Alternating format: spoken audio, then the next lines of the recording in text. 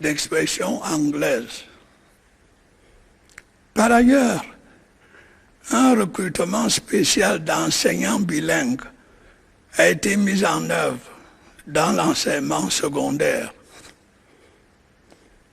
Au plan judiciaire, un arrêt de poursuite a été ordonné en faveur de certaines personnes interpellées dans le cadre de ces revendications.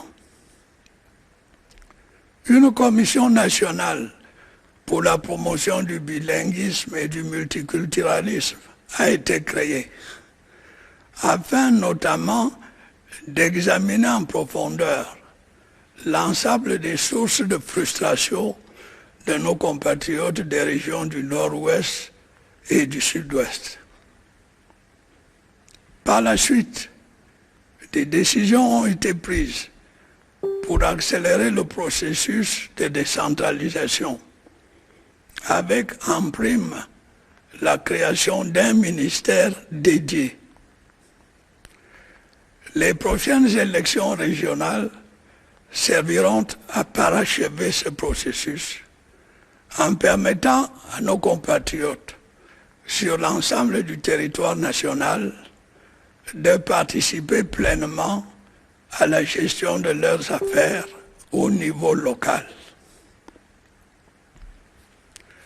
Mes chers compatriotes, malgré ces efforts du gouvernement, des mouvements radicaux, principalement inspirés de l'étranger, ont récupéré et dévoyé les revendications corporatistes. Ils ont ainsi ourdi un projet sécessionniste avec pour but la partition de notre pays. À cette fin, ils ont constitué et financé des groupes armés qui ont causé un lourd préjudice aux populations des régions du Nord-Ouest et du Sud-Ouest. Le monde entier a été témoin des atrocités commises par ces groupes armés. Mutilation, décapitation, assassinat des éléments des forces de défense et de sécurité, des autorités administratives et des civils sans défense, destruction des infrastructures et édifices publics, incendie des écoles, des hôpitaux, etc. Je voudrais saisir la présente occasion pour réitérer mes condoléances les plus sincères et celles de la nation tout entière à tous ceux qui ont perdu des êtres chers dans le cadre de cette crise. J'adresse également un message de réconfort aux blessés et à toutes les autres victimes à divers titres. Je leur donne l'assurance qu'ils peuvent compter sur la solidarité du gouvernement de la République et sur celle de la nation tout entière. Mes chers compatriotes, les exactions des groupes armés ont poussé des milliers de nos compatriotes à se réfugier dans les autres régions du pays, voire pour certains dans des pays voisins où ils sont réduits à la précarité. Face à ces actes intolérables, les forces de défense et de sécurité ont pris des mesures énergiques, souvent au péril de leur vie, pour assurer leur devoir de protection des citoyens et de leurs biens. À l'heure actuelle, ces mesures commencent à porter leurs fruits avec l'amélioration de la sécurité et la reprise progressive des activités économiques dans les deux régions. Mes chers compatriotes, depuis la survenance de cette crise, je n'ai ménagé aucun effort avec l'aide des Camerounaises et des Camerounais de bonne volonté pour rechercher les voies et moyens d'une résolution pacifique de celle-ci. Dans un souci d'apaisement, j'ai même décidé de l'arrêt des poursuites judiciaires pendantes devant les tribunaux militaires contre 289 personnes arrêtées pour des délits commis dans le cadre de cette crise. Dans le même ordre d'idées, j'ai adressé une offre de paix aux membres des groupes armés en les invitant à déposer les armes et à bénéficier d'un processus de réintégration dans la société. À cet effet, un comité national de désarmement, de démobilisation et de réintégration a été créé. Les centres régionaux de désarmement accueillent progressivement de nombreux ex-combattants qui acceptent volontairement de déposer les armes. Nous allons continuer à déployer les efforts nécessaires pour que ce processus soit pleinement opérationnel. Au plan humanitaire, j'ai décidé du lancement d'un vaste plan d'assistance à nos compatriotes éprouvés des régions du nord-ouest et du sud-ouest. J'ai également créé un centre de coordination de l'action humanitaire chargé de mettre le dit plan en œuvre. Je voudrais à cet égard dire merci aux partenaires internationaux qui nous accompagnent dans cette initiative. Mes chers compatriotes, pour expliquer cette crise, il a souvent été évoqué un sentiment de marginalisation qu'éprouveraient les populations du nord-ouest et du sud-ouest. Je voudrais à cet égard redire à nos compatriotes de ces régions, mais également à ceux des 8 autres régions du Cameroun, que la marginalisation, l'exclusion ou la stigmatisation n'ont jamais inspiré l'action des différents gouvernements que j'ai formés depuis mon accession à la magistrature suprême de notre pays. Certes, aucune œuvre humaine n'est parfaite, et dans un pays en développement tel que le nôtre, confronté à de multiples défis et ne disposant que de ressources limitées, de nombreux besoins restent encore insatisfaits dans toutes les régions. Fort du soutien massif que vous m'avez accordé lors de la dernière élection présidentielle, je continuerai à œuvrer sans relâche avec toutes les filles et tous les fils de notre pays à relever les multiples défis auxquels nous sommes confrontés pour améliorer le bien-être de nos populations, notamment en matière d'infrastructures, d'approvisionnement en eau et en électricité, de couverture sanitaire et d'emploi des jeunes. Mes chers compatriotes, le 4 janvier dernier, j'ai procédé à un important remaniement ministériel avec notamment la nomination d'un nouveau Premier ministre, chef du gouvernement. Le choix de ces responsables a, comme à l'accoutumée, été principalement guidé par leurs qualités humaines et professionnelles, leurs compétences et leur expérience. Je voudrais néanmoins souligner que, fidèle à la politique d'équilibre régional que je n'ai cessé de promouvoir, j'ai choisi un Premier ministre originaire de la région du Sud-Ouest.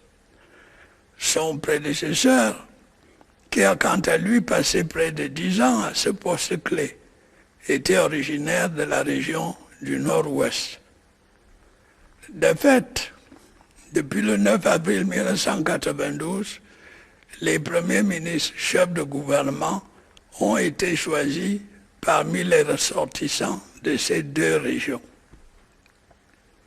Malgré cela, certains continueront à parler de marginalisation des populations de ces régions. En fait, il y a lieu de reconnaître au plan général que la nature humaine est ainsi faite qu'il n'y aura jamais assez de postes de responsabilité pour satisfaire toutes les régions, tous les départements, les arrondissements, les villes, villages, familles et citoyens de notre pays. Chaque choix continuera de provoquer de la joie lorsque l'on sera distingué et de la tristesse lorsqu'on ne le sera pas. Il est cependant indispensable que nos mentalités évoluent sur ce point. S'il est nécessaire de tenir compte de l'équilibre régional dans des pays neufs, à la structuration sociologique diverse telle que le nôtre, il est indispensable de rappeler que les ministres et autres responsables ne sont pas nommés seulement pour servir leur région, leur village ou leur famille, mais l'ensemble de la communauté nationale. Ils doivent être au service de l'intérêt général et non des intérêts particuliers. C'est pourquoi, depuis mon accession au pouvoir, je ne cesserai de mener avec acharnement la lutte contre la corruption et les détournements de fonds publics et de promouvoir la bonne gouvernance. Mes chers compatriotes, depuis la survenance de la crise dans les régions du nord-ouest et du sud-ouest, jamais le terme dialogue n'a été autant évoqué, prononcé, voire galvaudé. À l'interne comme à l'international, chacun y est allé de ses propositions et de ses suggestions. Certaines d'entre elles réalistes, d'autres nettement moins. Les conseils ont afflué, certains avisés, d'autres intéressés. D'aucuns se sont même risqués à des injonctions. Des initiatives multiples et diverses ont également fleuri. La plupart du fait de personnes de bonne foi, de pays ou d'organisations véritablement soucieuses du devenir de notre pays et du bien-être de nos populations. Qu'il me soit permis de les remercier pour leurs efforts et leurs témoignages d'amitié. Il y a toutefois lieu de remarquer que la prolifération de ces initiatives s'est parfois malheureusement appuyée sur des idées simplistes et fausses procédant de la propagande sécessionniste. Il en est ainsi de la prétendue marginalisation des anglophones, de la persécution de la minorité anglophone par la majorité francophone, du refus du dialogue par notre gouvernement au bénéfice d'une solution militaire à la crise, ou encore des accusations ridicules de génocide. S'agissant du dialogue lui-même, la question s'est toujours posée de savoir avec qui. Les nouvelles technologies de l'information et de la communication, et notamment les réseaux sociaux, ont malheureusement favorisé l'apparition des leaders autoproclamés, d'extrémistes de tous bords, essayant d'asseoir leur notoriété par le biais d'injures, de menaces, d'appels à la haine, à la violence et au meurtre. Or, tuer des gendarmes ou des civils, kidnapper, mutiler, molester, incendier, détruire des infrastructures publiques, empêcher les enfants d'aller à l'école ou les populations de vaquer tranquillement à leurs occupations, n'a jamais été dans aucun pays au monde source de légitimité pour représenter ou s'exprimer au nom des populations justement victimes de ces exactions.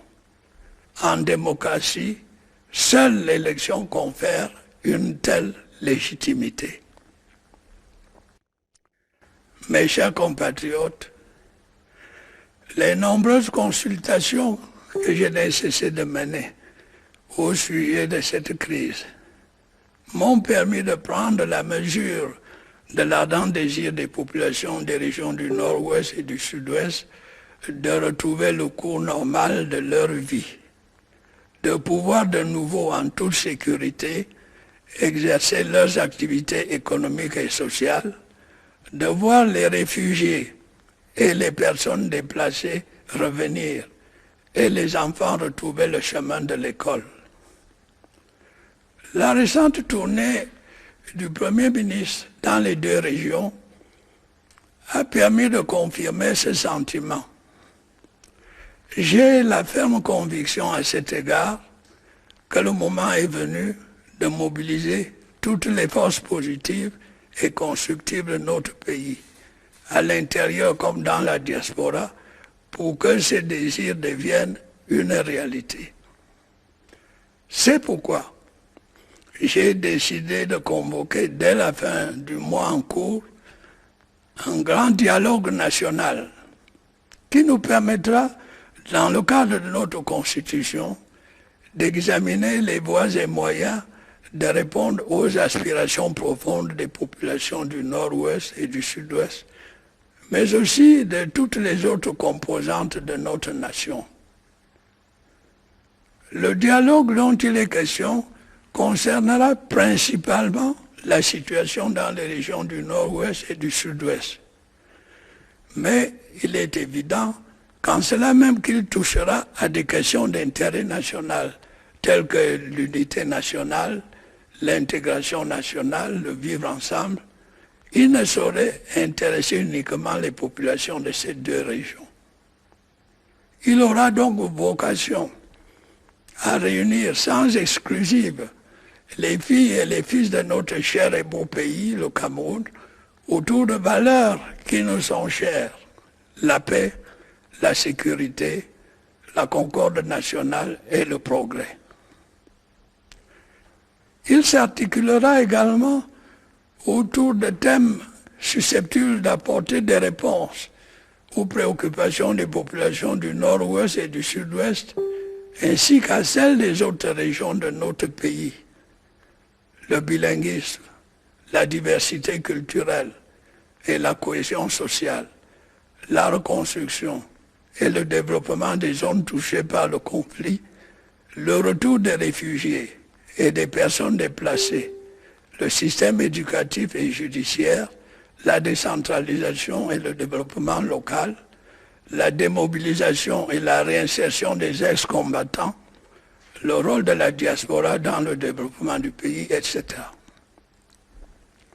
Présidé par le Premier ministre, chef du gouvernement, ce dialogue réunira une palette diverse de personnalités, parlementaires, hommes politiques, leaders d'opinion, intellectuels, opérateurs économiques, autorités traditionnelles, autorités religieuses, membres de la diaspora, etc. Seront également invités des représentants des forces de défense et de sécurité, des groupes armés et des victimes. Tout le monde ne pourra, et c'est compréhensible, prendre effectivement part à ce dialogue, mais chacun aura l'occasion d'y contribuer.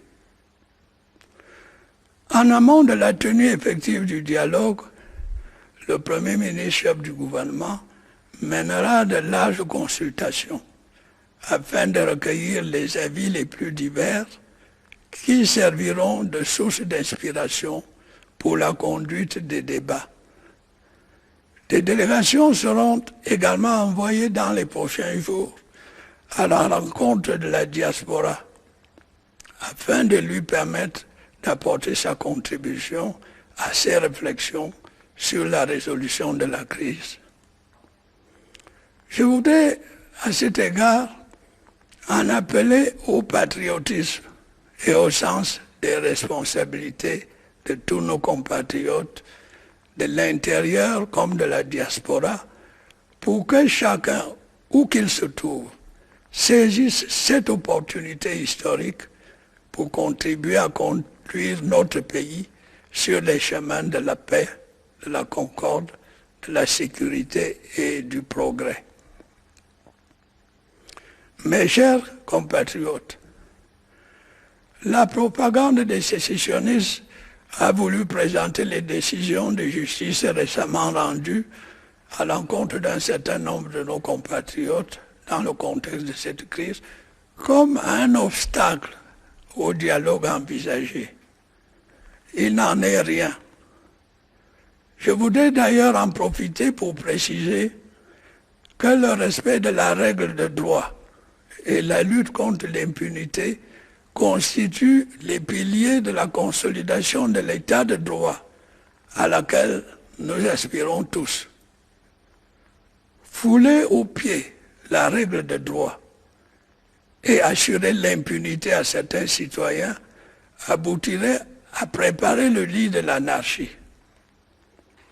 Il est donc fondamental à ce stade de dissiper les rumeurs selon lesquelles l'on peut tranquillement piller, violer, incendier, kidnapper, mutiler, assassiner, dans l'espoir qu'un éventuel dialogue permettra d'effacer tous ces crimes et d'assurer l'impunité à leurs auteurs.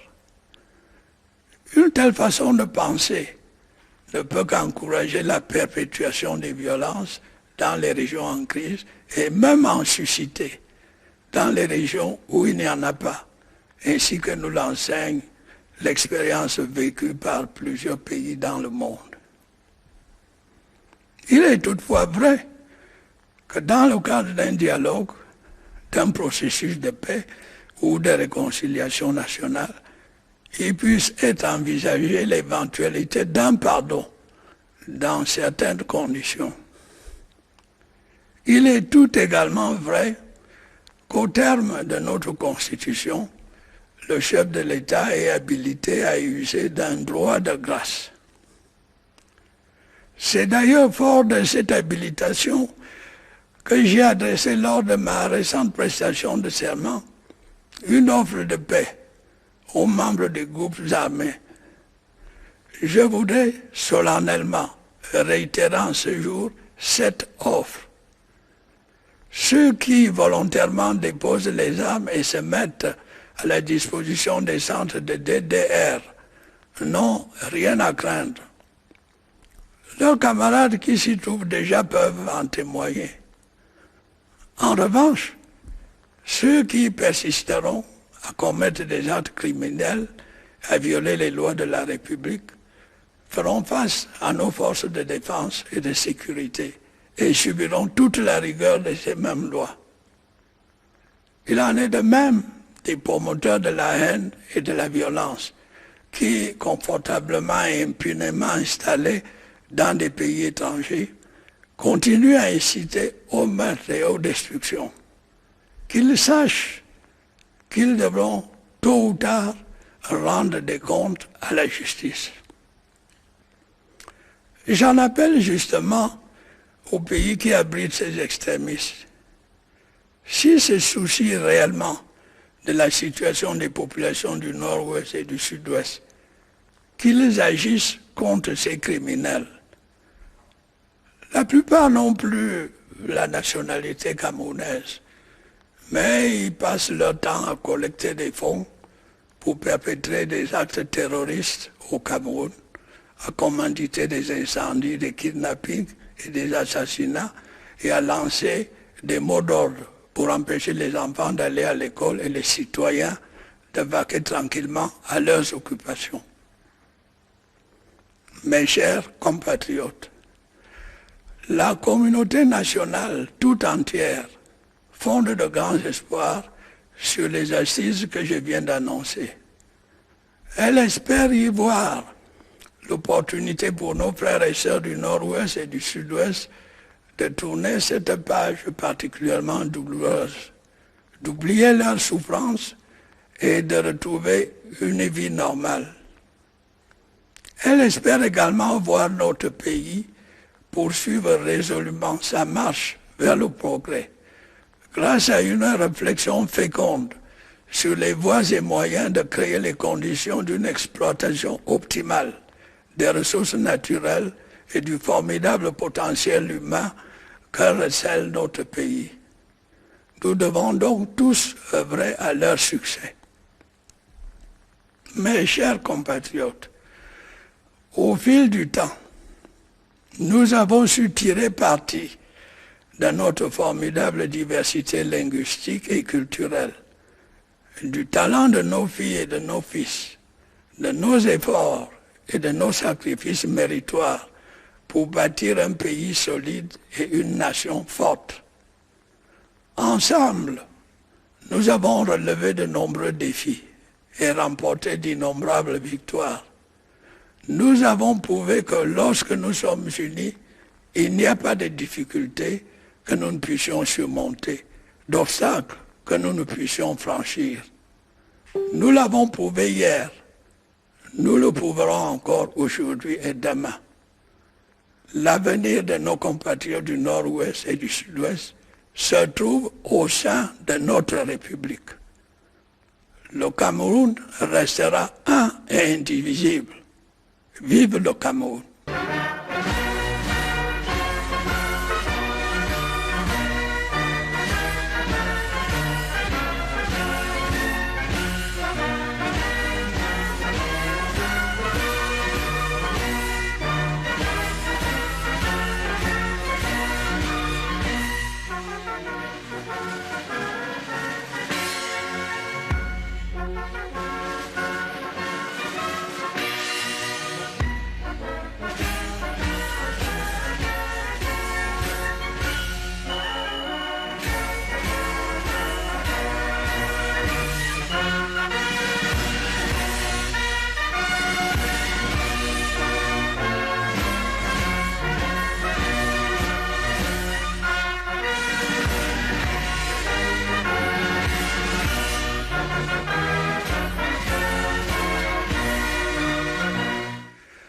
Camerounaises, Camerounais, mes chers compatriotes, fellow Cameroonians, my dear compatriots, for close to 3 years now, the northwest and southwest regions of our country